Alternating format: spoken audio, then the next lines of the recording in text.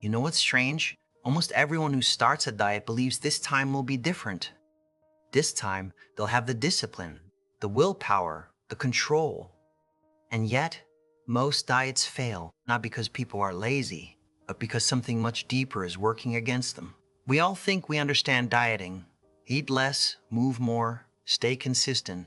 It sounds simple, but if it were truly that simple, failure wouldn't be the norm, it would be the exception.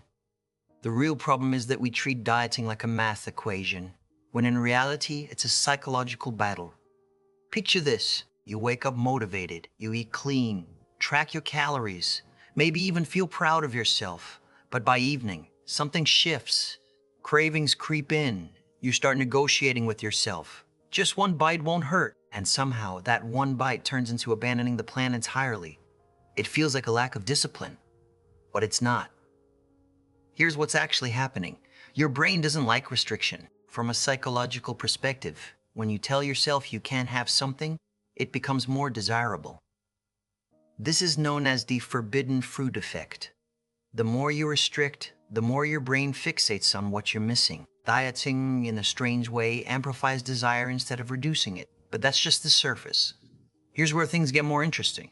Your brain is wired for survival, not aesthetics. When you suddenly reduce calorie intake, your brain interprets it as a potential threat.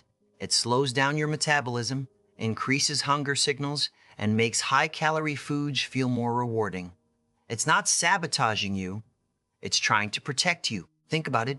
Thousands of years ago, food scarcity was a real danger. Our ancestors who craved food intensely during shortages were the ones who survived. That same wiring still exists today.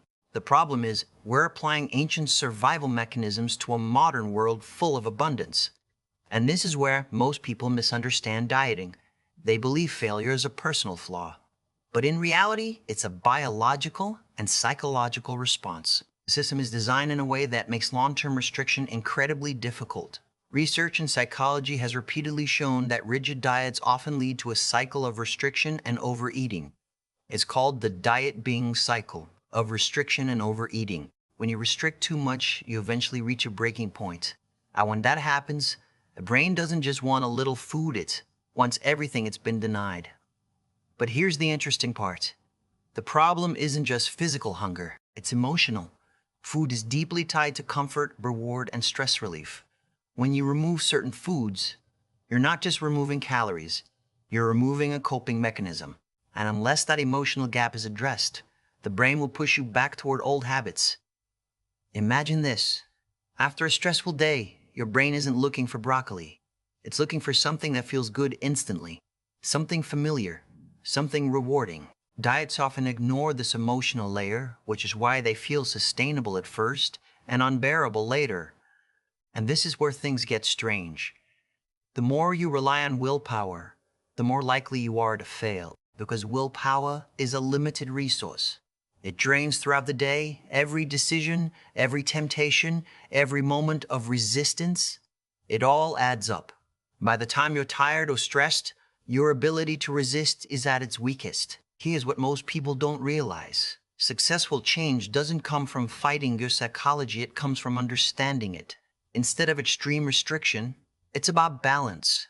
Instead of labeling food as good or bad, it's about removing the sense of deprivation, because when nothing is forbidden, nothing becomes obsessively desirable.